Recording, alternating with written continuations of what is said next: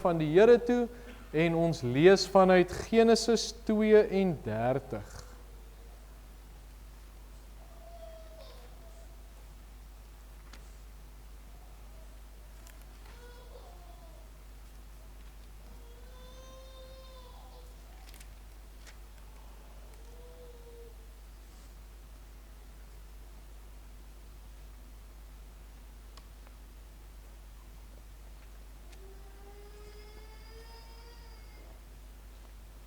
Genesis 32 en ons gaan die hele hoofstuk saam lees.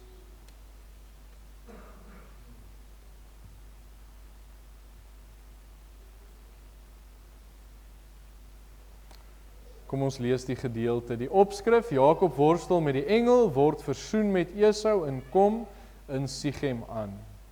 Jakob het ook verder gereis en die engele van God het hom ontmoet. Toe hy hulle sien, sê Jakob, dit is 'n leer van God, en hy het die plek Mahanaim genoem. En Jakob het boodskappers voor hom uitgestuur na sy broer Esau in die land Seir, die landstreek van Edom. En aan hulle bevel gegee met die woorde, so moet julle aan my heer, aan Esau sê, so sê Jakob, u dienaar. Ek het as vreemdeling vertoef by Laban en daar gebly tot nou toe. En ek het beeste en esels, kleinvee en slawe en slavinne verwerf. En my Heer het dit laat weet, sodat ek guns mag vind in die oë. En die boodskappers het na Jakob teruggekom en gesê, ons het by u broer Esau gekom, en hy trek u al reeds tegemoet en 400 man saam met hom. Toe het Jakob baie bevrees en benoud geword. En hy die mense wat by hom was, sowel as die kleinvee en beeste en kamele, in 2 laars verdeel. Want hy het gedink, as Esau op die een laar afkom en dit verslaan, sal die laar wat oorbly vry raak. En Jakob het gesê, o God van my vader Abraham en God van my vader Isak, o Here, wat my beveel het, gaan terug na jou land en na jou familie, en ek sal aan jou goed doen. Ek is te gering vir al die gunste en al die trou wat u aan die knegt bewys het. Want ek het met my staf oor hierdie Jordaan getrek en nou 2 laars geword. Red my tog uit die hand van my broer, uit die hand van Esau, want ek is bang vir hom, dat hy sal kom en my doodslaan, die moeder saam met die kinders. U het tog self gesê, ek sal sekerlik aan jou goed doen en jou nageslag maak, soos die sand van die see, wat vanweë die menigte nie getel kan word nie. En hy het die nag daar oorgebly, en van wat in sy besit was, 'n geskenk geneem vir sy broer Esau. 200 bokooie en 20 bokke, 200 skaapooie en 20 ramme, 30 kameelkoeie wat in die melk was, met hulle kalfies, 40 koeie en 10 bulle, 20 eselinne en 10 jong esels. En hy het hulle aan sy dienaars afgegee, elke trop afsonderlik, en in sy dienaars gesê, trek voor my uit, en laat 'n plek oop tussen trop en trop. Daarop gee hy in die eerste een bevel en sê, as my broer Esau jou teekom en jou vra, aan wie behoort jy, waarom gaan jy, en wie sin is die goed daar voor jou, dan moet jy antwoord, u dienaar Jakob sin. Dit is 'n geskenk wat hy aan my heer Esau stuur. En kyk, hy self kom ook agter ons aan. En hy het hulle ook bevel gegee aan die tweede en aan die derde en aan almal wat agter troppe geloop het en gesê, net so moet julle Esau antwoord as julle hom kry. Julle moet sê, kyk, ook die dienaar Jakob kom agter ons aan. Want hy het gedink, laat ek hom versoen met die geskenk wat voor my uitgaan en daarna sy aangesig sien. Miskien sal hy my in guns aanneem. So het die geskenk dan voor hom uitgegaan, maar hy self het die nag in die laar gebly. En hy het dieselfde nag opgestaan en sy 2 vroue en sy 2 slavinne en sy 11 kinders geneem en deur die drif van die Jabok getrek. en hy het hulle geneem en hulle deur die rivier laat trek, ook laat deurtrek wat aan hom behoort het. Maar Jakob het alleen agtergebly, en 'n man het met hom geworstel tot dagbreek.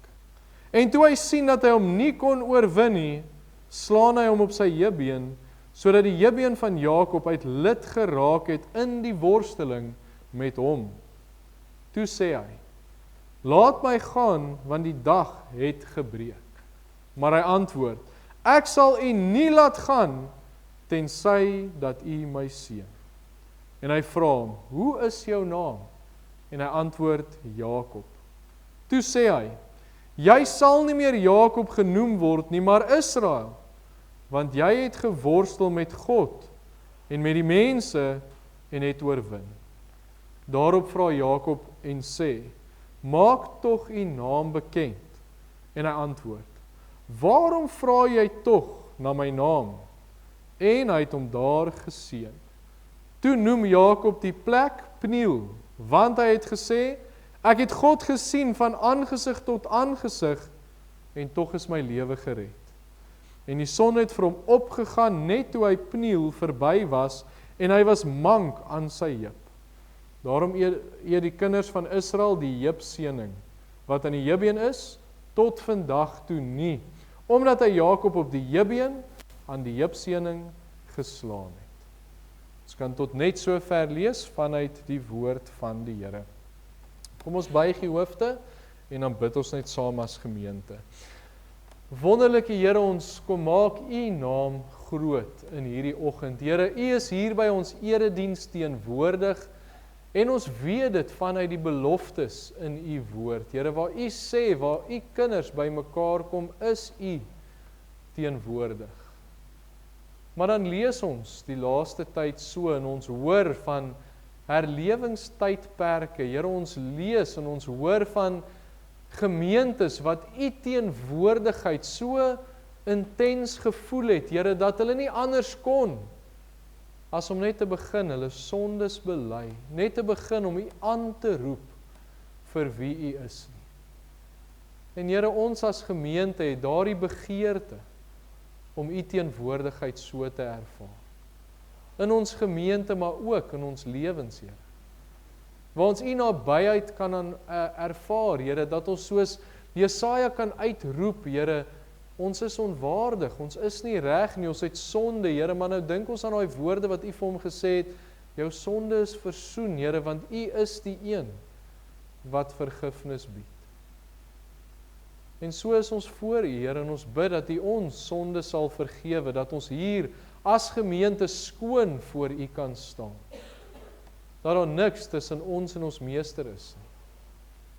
En dat ons u kan aanroep, Here. Soos Jakobus vir ons leer, die gebed van 'n regverdige het groot krag, Here, dat ons u sal aanroep en die krag sal sien. En ons dank u daarvoor, Here, ook die woord vanoggend wat ons gelees het, die woord wat ons oor gaan praat, Here, dat u dit sal seën en dat u dit sal gebruik om ons nader en nader aan u te bring.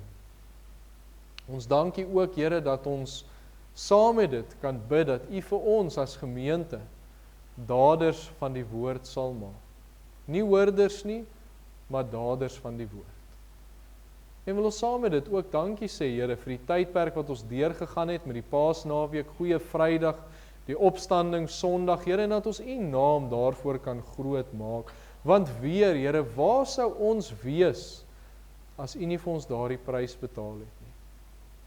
Maar u het aan die kruis gehang, Here, u het daai sonde op u gedra, u bied vir ons die ewige lewe. En kan ons dan u kinders wees, met daai wete, Here, soos die woord vir ons sê, weet ons is u kinders. Dankie daarvoor, Here. En so bid ons ook vanoggend vir mense wat net gebed nodig het, Here, elkeen wat siek is, elkeen wat in moeilike omstandighede is, Here, waar hulle self bevind, bid ons dat hulle toevlug sal maak. Ons dink so aan Attie, Here. Ons dink aan die tye wat hy hier was en wat hy u geloof en geprys het, uit volle bors gesing het, Here, die tye wat hy van u getuig het, en dit wat U vir hom geleer het. Here, sê ons dankie dat daardie jong man so pad met U gestap het, Here. En dat hy U sy toevlug gemaak het. En bid ons vir hom in daardie oomblikke, Here. Ons weet nie wat die doel is nie, ons weet nie wat die uiteinde is nie, Here. U kan hom oprig of U kan hom kom haal. Maar al wat ons bid, Here, is dat U die troos, dat U die berusting sal gee, wat ook al daardie besluit is, dat U daarin sal wees. En ons bid vir sy familie, Here, ons bid vir Tannie Adriana, ons bid vir oom Minnaar, ons bid vir klein Minnaar en vir Marinay en so vir hulle hele familie, Here. Dat U vir hulle sal bystaan in hierdie moeilike tyd, Here, waar dit ook skielik gekom het. Bid ons daarvoor, Here, wees met hulle dat hulle U nabyheid kan aanvaar en ervaar. Ons bid ook so vir oom Hannes en Tannie Lily Whiteman, Here, oom Hannes wat ook nou al geruime tyd dit nie meer goed gaan nie en waar hulle gesê het hy te swak is om Tygerberg Hospitaal toe te stuur, Here, dat U met hom ook sal wees, Here, waar hy 'n lang lewe en 'n lang getuienis het, Here. Sê ons dankie vir daardie getuienis en waar hy nog steeds bid vir familielede, waar hy nog steeds bid vir mense om by U uit te kom, Here. Sê ons dankie vir daardie getuienis wat hy ook uitleef. Maar ons bid ook vir hom, Here, dat hy in hierdie tyd net sal weet U is daar vir hom. En ons sê vir dankie dat ons dit kan bid. Here, ook so elke ander een, daar's ander mense wat deur moeilike tye gaan. Tannie Karin se broer wat vir 'n operasie was, Here, dat U so met elkeen van hulle sal wees. En ons sê maar net dankie, Here, dat ons hierdie dinge ook na U toe kan bring. Maar wees dan nou so saam met ons, Here, en help dat ons U teenwoordigheid sal ervaar waar ons by mekaar is. In Jesus se naam. Amen. Ons begin met ons teks van oordenking en dis 'n redelike bekende gedeelte ook waar Jakob met die Here geworstel het en daar in vers 28 staan daar: "Toe sê hy, jy sal nie meer Jakob genoem word nie, maar Israel, want jy het geworstel met God en met die mense en het oorwin." En praat ons dan oor die gedagte, die Bybelse stoeigeveg. Nou 2 dinge wat vir my persoonlik in die laaste week of 2 uitgestaan het, en ek gaan dit net so kortliks noem, maar die eerste ding wat vir my uitgestaan het, is hoe reguit en hoe feitelik die woord van God is. Want die woord van God altyd 'n ding op die naam noem, dat hy dit sê soos dit is, of dit nou 'n mooi, pragtige verhaal is, en of dit nie so mooi verhaal is nie, net die eerlikheid van die woord van God. Waar een van die predikante, hy wou juis hierdie punt maak met die paaskonferensie, en hy sê, as hy die Bybel geskryf het, sou hy nooit Dawid se sonde neergeskryf het nie, want dit is so 'n mooi verhaal van Dawid en hierdie jong man en Goliat, maar dan kom Dawid en hy pleeg hierdie sonde. Maar weer eens, die woord is 100% feitelik, 100% korrek, en hy kom dra die waarheid oor. Dat selfs die koning van Israel se diepste sonde genoem word. Daar's baie sulke verhale in die woord van God, weer eens, dit wat ons nou die naweek deur is, die Here Jesus se kruisiging, en hoe dit so in al die besonderhede vir ons net kom verduidelik word, so duidelik skets, feitelik, reguit.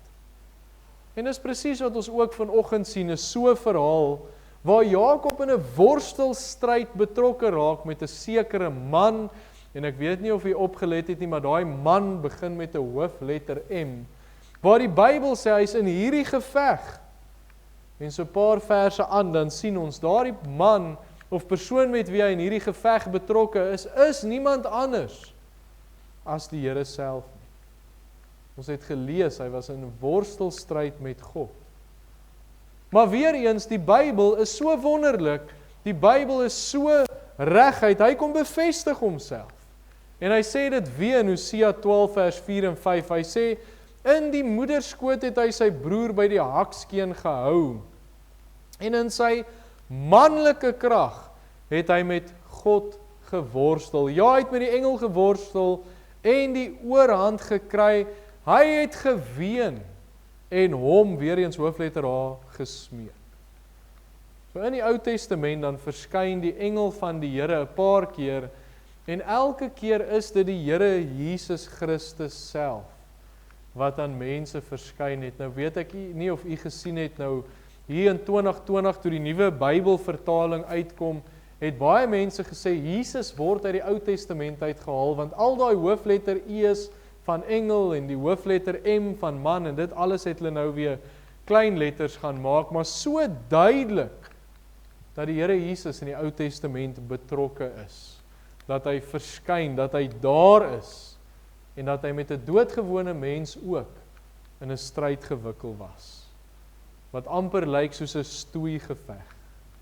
Nou die rede hoekom ek dit nou vanoggend so genoem het, is, ek het mos nou met Daniel, ons seun, hy het met stoei betrokke geraak, en nou het ek van die oefeninge gaan kyk, en ek het nou van die toernooie nou al gesien, en net gesien, hoe lyk dit as twee manne nou stoei, en baie keer by die toernooie is dit mos nou groot manne, en fris manne wat mekaar daar gryp, en dan stoei hulle nou tot een wen. En as ek nou hierdie verhaal lees van Jakob en die engel, dan is dit wat ek nou sien, Jakob wat hierdie greep het, en hom net nie wil laat gaan nie, totdat die Here hom uiteindelik op die heubeen slaan. Nou in stoei dink ek nie, 'n mens mag dit doen nie, maar ons sien hierdie prentjie voor ons afspeel. En daarom het ek dit nou maar net genoem, die Bybelse stoeigeveg. En dit bring my nou by die tweede ding wat nou vir my in hierdie week uitgestaan het. Ek het nou oor die eerste gepraat, die feitelikheid van die Bybel, maar die tweede ding wat uitgestaan het in boodskappe en gebeurtenisse rondom ons, en net dinge wat gebeur het, is hoe uiters belangrik gebed is. En dit vind ons weer in hierdie gedeelte. Want soos met alle Bybelverhale, is hierdie nie net 'n gewone storie, 'n doodgewone verhaal nie. Daar is iets opgesluit in hierdie verhaal wat die Here vir sy kinders wil leer. 'n Les wat lewens kan verander, 'n les wat die manier waarop ons nader aan die Here beweeg kan verander, 'n les vanuit die woord van God vir sy kinders, en dit is 'n les oor gebed. Ons fokus was nou die laaste week 100% op die Here Jesus gewees, met Paasnaweek. En baie keer het ons gekyk na sy aardse bediening. Ek weet die laaste tyd praat ons baie oor die bergpredikasie. En een van die dinge wat die Here Jesus geleer het vir sy disippels, vir sy kinders, is die belangrikheid van gebed. En nou dink ek aan Lukas 11 vers 1 wat daar staan, en toe hy op 'n sekere plek besig was om te bid, sê een van die disippels vir hom, nadat hy opgehou het, Here, leer ons bid. En is dit nie die Here Jesus se hart om mense te leer bid nie? Is dit nie kinders van die Here se begeerte om te leer hoe om te bid nie? Om daardeur nader aan die Here te beweeg nie? En hier in Genesis 32 is dit wat die Here doen. Hy leer sy kinders hoe om te bid. En deel daarvan is om te worstel, is om te stoei in gebed. So wanneer ons nou na hierdie gedeelte kyk en ons sien waaroor dit werklik gaan, en ons sien daai woorde wat genoem word, hy het gesmeek, hy het gebid, hy het die Here gevra, dan vra ons vir onsself net die vraag af, het ek al so oor 'n saak gebid? Of ons kan dit selfs verander en sê, wanneer laas het ek so oor 'n saak gebid? Wanneer laas het ek gestoei met die Here oor iets in my lewe? En wat was die uiteinde daarvan? Want hierso sien ons baie duidelik, die uiteinde van hierdie stoeigeveg in die Bybel, die uiteinde van die worsteling was, die Here het geseën. En dis een van die redes hoekom Jakob gelys word as een van die geloofshelde in Hebreërs 11, want daai geloofshelde word ons nou vir ons daar geplaas en gesê, dit is die voorbeeld van geloof. En nou word Jakob genoem. Want kyk sy geloof, veral in hierdie worsteling wat hy betrokke was. So net weer die vraag, het ons al so gebid, of wanneer laas het ons so gebid? Miskien weet ons nie hoe nie. Nou het ek gebid oor die herlewingstydperk, en ek het nou weer die laaste tyd baie daaroor gaan lees, en dan hoor 'n mens net van mense wat met gebedshelde was, wat dae en nagte gebid het, wat maande, jare lank gebid het vir 'n spesifieke saak. Ek wil nou nie 'n predikant uitsonder nie, maar 'n predikant wat ons weer oor hierdie naweek gesien het, weet ek daar was 'n getuienis in sy lewe dat hy vir 9 jaar gebid het voordat die Here sekere deure oopgemaak het. Nou ek sal eendag seker bietjie daaroor praat. Dit is nou nie my getuienis om te deel nie, maar 9 jaar gebid oor 'n saak. Bid kinders van die Here nog so, met daai erns, met daai vuur, met daai passie, met daai uithou vermoë om met die Here in gebed te stoei. En dis hoekom ons vanoggend na hierdie gedeelte kyk, sodat ons so kan bid. En onder daai opskrif die Bybelse stoei geveg, om net in hierdie geveg met Jakob en die engel van die Here te sien, wat het gebeur, hoe lyk dit, hoe pas ons dit toe in ons gebedslewe, sodat ons ook so betrokke kan wees met gebed. Nou ons heel eerste gedagte waaroor ons praat, is afsondering in die stoei geveg. En ons lees daar in vers 24, maar Jakob het alleen agtergebly. Ons het mos nou gelees hoe hy sy gesin saam met hom vat en dit wat aan hom behoort, en hy het hulle daardeur die drif by Jabok gevat, en toe bly hy alleen agter, en 'n man het met hom geworstel tot dagbreek. Nou net so 'n bietjie terug in die geskiedenis van Jakob. Die Here het 'n lang pad met hom gestap. Dit het nie in een dag gebeur nie. Nog voordat Jakob uit sy eie land gegaan het om 'n vrou te soek, het die Here al reeds met hierdie verhaal begin. En ons weet Esau, sy broer, het gesê hy gaan hom doodmaak. Want sy vader het ons nou vir Jakob geseën in plaas van Esau. Ons ken die verhaal, en Jakob vlug uiteindelik met hierdie wete sy broer gaan hom doodmaak, maar die nag voor hy getrek het die Here al reeds vir hom gesê, hy gaan hom terugbring. Hy gaan hom terugbring in hierdie land, en die Here gee vir hom die belofte, in Genesis 28 vers 15, hy sê vir hom, en kyk, ek is met jou. Ek sal jou bewaar oral waar jy rondgaan, oral waar jy heen gaan, en ek sal jou terugbring in hierdie land. Want ek sal jou nie verlaat nie, totdat ek gedoen het wat ek jou gesê het. So alreeds, voordat dit die hele verhaal begin het die Here gesê, ek's met jou. Ek gaan jou terugbring. Nou, 20 jaar nadat Jakob nou gevlug het, hy het by Laban gebly en gewerk, het die Here vir hom die opdrag gegee, hy moet nou teruggaan. En nou in die gedeelte wat ons gelees het, is hy op pad terug na sy geboorteland, maar die boodskappers bring daai boodskap, Esau is op pad, en hy het 400 manne by hom. En nou het Jakob 2 gedagtes wat ons hiervan lees. Die eerste van hierdie gedagtes is, die Here het gesê, hy gaan my terugbring. Ek kom met 'n belofte van die Here, maar die tweede gedagte waarmee hy nou kom, my broer Esau en 400 manne is op pad na my toe. Hy wil my heel moontlik doodmaak. En ons het gelees, hy het gevrees. So wat moet Jakob in hierdie situasie doen? En terwyl hy nou 'n paar dinge daar geskuif het, lees ons uiteindelik daai woorde, Jakob het alleen agtergebly, en 'n man het met hom geworstel. So hy sonder homself af, om met die Here te worstel, en hy stoei oor hierdie probleem wat hy gehad het. Daarop sy eie. Nou dis die eerste wat ons leer, wat ons prakties kan toepas in ons lewens, is wanneer 'n mens in gebed stoei, dan moet dit in afsondering wees. Daar waar ek alleen met die Here worstel. Nou ons vat nie weg van die feit dat 'n mens saam moet bid nie. Gemeentes moet saam bid, huwelikspare moet saam bid, gesinne moet saam bid, vriende, vriendinne kan by mekaar kom en saam bid, maar in hierdie spesifieke situasie, waar ek besig is om iets met die Here uit te praat en uit te maak, te vra, moet dit in afsondering gebeur. Dit is nie iets wat ons een keer sien in die woord van God nie, ons sien dit 'n paar keer. Toe die Here Jesus bedroef was voor sy kruisiging, toe gaan hy op, hy vat van die disippels saam met hom, maar hy los hulle agter. En hy beweeg verder, en hy sonder hom af in die tuin van Getsemane. Hy gaan praat daar met die Here.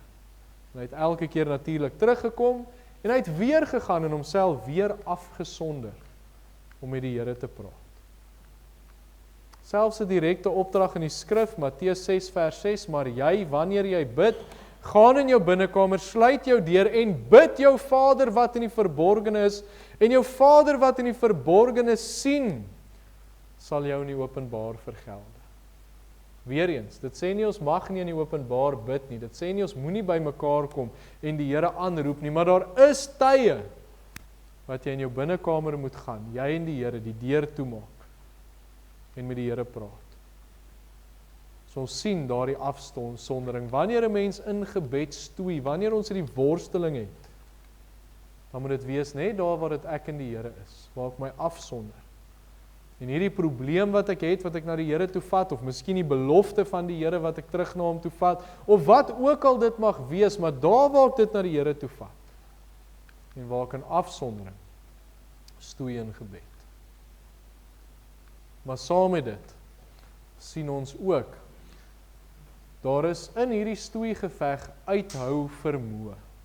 Genesis 32 vers 26, toe sê hy, laat my gaan, want die dag het gebreek, maar hy antwoord, ek sal u nie laat gaan, tensy dat u my seën. So behalwe nou vir die feit dat Jakob nou met die Here geworstel het, en hy was in afsondering gewees, sien ons ook hoe hy geworstel het. Hy het net aangehou. Hy het net aangehou en hy sê, ek sal u nie laat gaan nie, so baie duidelik, uithou vermoë. Selfs nadat hulle die hele aand geworstel het, wou Jakob nog steeds nie opgee nie. En nou sien 'n mens dit, as jy nou na hierdie stoeigevegte kyk, en van die toernooie, dan kry mens van die mense en van die kinders, kyk, hulle gee hulle alles tot die einde toe, hulle sal net nie opgee nie. En selfs al word hulle vasgedruk, hulle sê hulle kan eerder uitpaas, maar hulle sal nie opgee nie. Daai uithou vermoë wat 'n mens daar raak sien, daai uithou vermoë wat Jakob gehad het, ek sal u nie laat gaan, totdat ek 'n antwoord vir hierdie probleem het nie. En dit was nie net 'n fisiese worstelstryd nie, ons sien baie keer net die fisiese geveg wat daar was, maar ons lees in Hosea 12 vers 5, ja, hy het met die engel geworstel en die oorhand gekry, hy het geween en hom gesmeek. So hy het daar getreur, hy het gehuil, hy het gesmeek, help my met hierdie probleem wat ek het. Hy hou aan by die Here, hy vra vir hom, gee vir my die uitkoms. Ek sal u nie laat gaan, tensy dat u my seën nie, seën my in hierdie situasie. So hy het aangehou, en hy het nie opgegee nie. Uithou vermoë. Hoe baie bid 'n mens nie oor 'n saak? 2, 3 dae, en dan hou ons maar op nie. Of ons bid vir 'n paar dae daaroor, en dan vergeet ons daarvan. Hoeveel keer bid ons nie vir 'n saak, en ons hou op nie? Terwyl hierso sien ons uithou vermoë.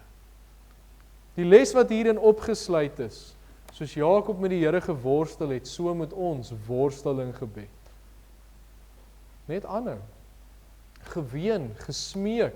Hy was in hierdie geveg, was hy in gesprek met die Here gewees. En die enigste manier wat ons dit kan doen, is deur aanhoudende gebed. Gereeld met die Here te praat, gereeld hierdie saak na hom toe te vat, dit voor die Here bring.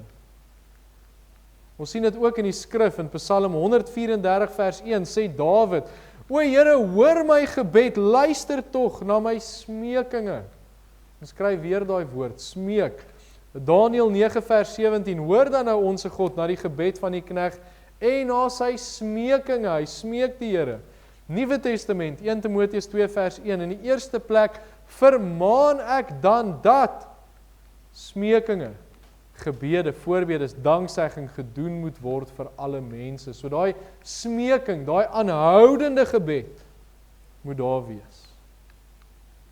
Soos wat Jakob geworstel het, soos wat hy gesmeek het voor die Here, soos wat hy aangehou het, moet ons die Here soek in gebed. Daar is plek vir skietgebedjies. Daar is plek waar 'n mens iewers beweeg, net die Here in 'n oomblik nodig het en vra, Here, help my, wees met my, gee vir my woorde. Daar is plek vir skietgebedjies, maar daar moet plek wees, daar moet tyd wees waar 'n mens aanhoudend bid. Tyd maak om met die Here te praat. Jesaja 62 vers 6, o julle wat die Here herinner aan sy beloftes, moenie rus nie.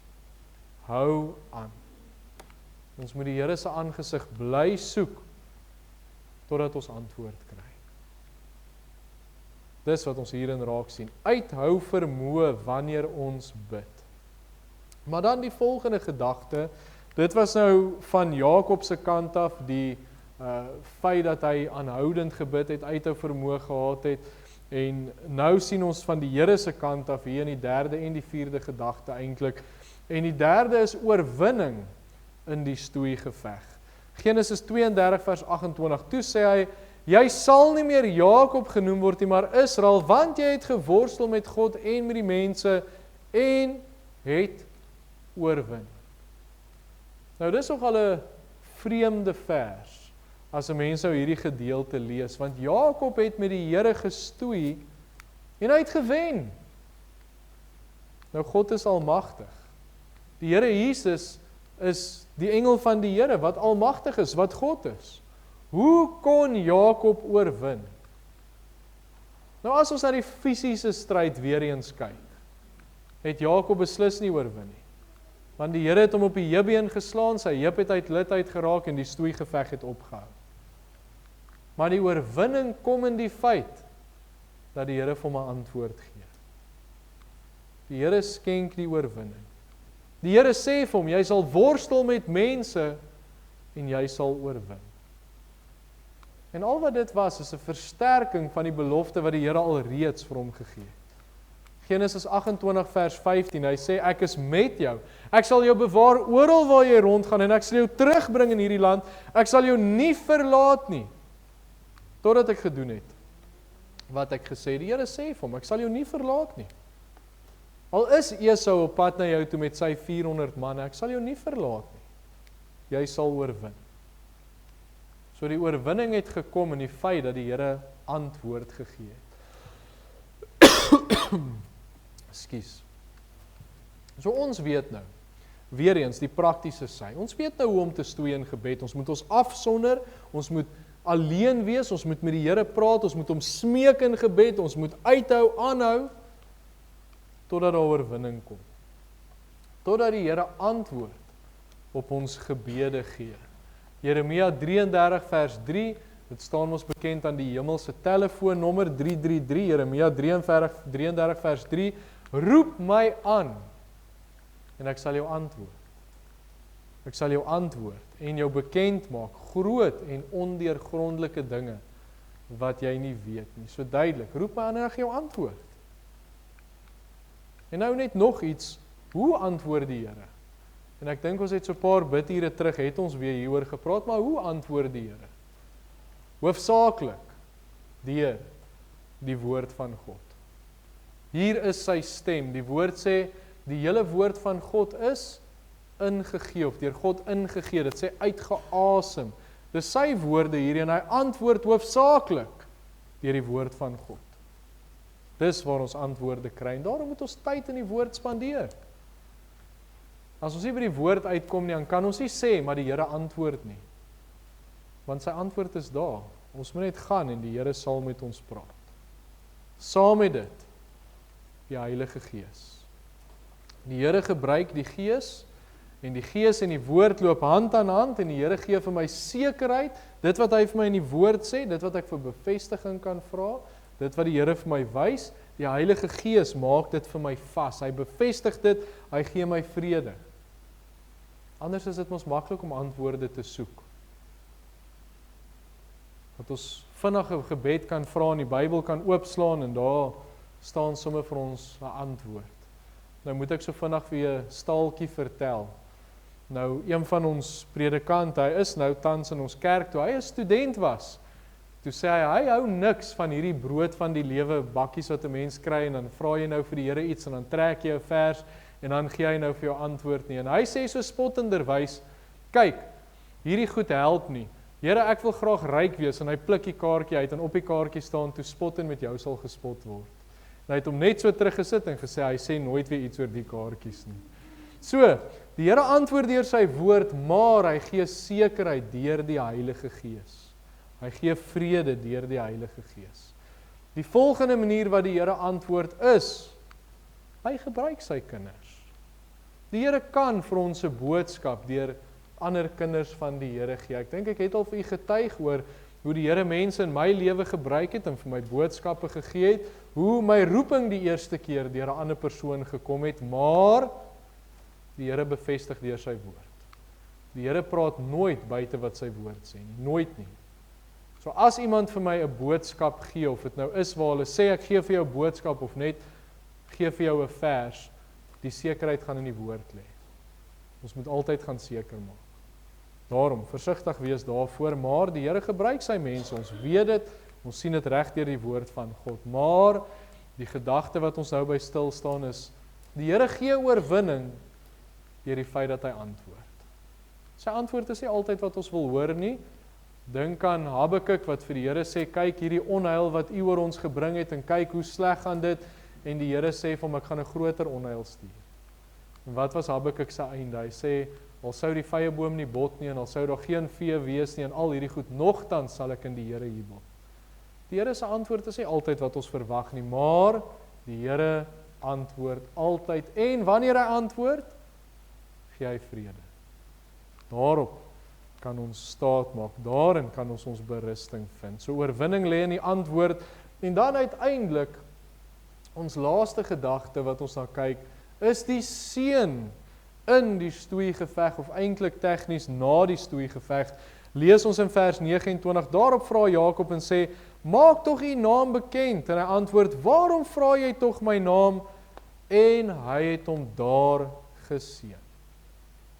Nou die hele stoeigeveg was as gevolg van die feit dat Jakob gedink het sy broer Esau gaan hom doodmaak. Hy gaan daar aankom met sy 400 manne en hy weet nie wat gebeur nie, en ons het gelees, hy is bevrees, maar Jakob het ook hierdie belofte gehad, die Here is met hom en hy worstel met die Here, hy smeek hom, help my, ek sal u nie laat gaan totdat u my seën nie. En hier lees ons daai woorde, en hy het hom daar geseën. Net die begin van die volgende hoofstuk, ons het dit nou nie gelees nie, hoofstuk 33 vers 1 staan daar, en Jakob het sy oë opgeslaan, en toe hy met eens Esau sien aankom, en 400 man saam met hom, so die omstandighede het nie verander nie, maar, vers 4, toe loop Esau hom tegemoet, en omhels hom, en val hom in die hals, en soen hom, en hulle het geween. Hy was nie op pad om hom dood te maak. Hy was op pad om hom te ontmoet met oop arms. So die Here het sy woord deurgevoer. Hy was met Jakob gewees, hy het hom geseën tot so mate dat sy broer by hom gekom het, hom met oop arms ontvang het en saam met hom geween het, gehuil het. So die antwoord wat die Here gegee het, het hy deurgevoer. Die beloftes wat hy vir Jakob gegee het, het hy gestand gedoen, want die Here is getrou. Dis die hele rede hoekom ons stoei in gebed. Dis die rede hoekom 'n mens met die Here kan worstel, want die Here antwoord. En hy voer dit deur. Hy seën. Hy gee oorwinning. Hy is getrou. God bly altyd getrou, daai koortjie wat ons sing. Hy sal dit deurvoer. So daarom moet ons in gebed stoei.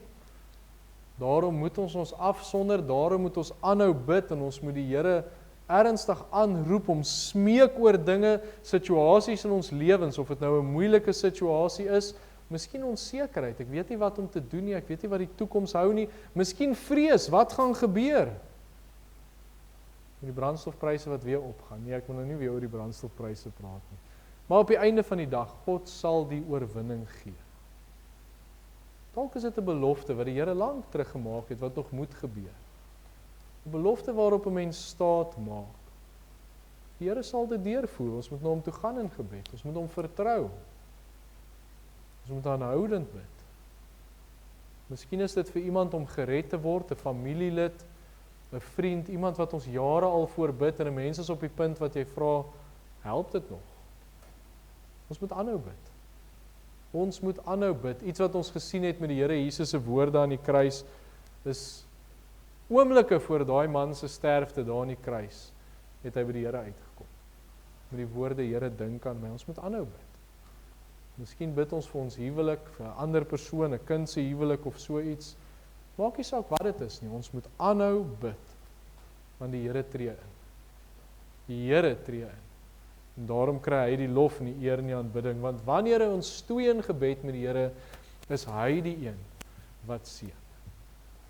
En daarmee sluit ek af. Ek het heel aan die begin gesê, die tweede ding wat ek in hierdie week baie op gefokus het, is hoe uiters belangrik gebed is. As kinders van die Here, hoe kan ons nie bid nie? Hoe kan ons nie stoei in gebed en daai afsondering die Here gaan soek nie? Uithou vermoë, net aanhou om die Here te soek, want die Here antwoord en hy gee oorwinning.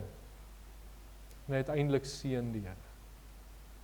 Hy seën deur omstandighede en hy seën in my geestelike lewe.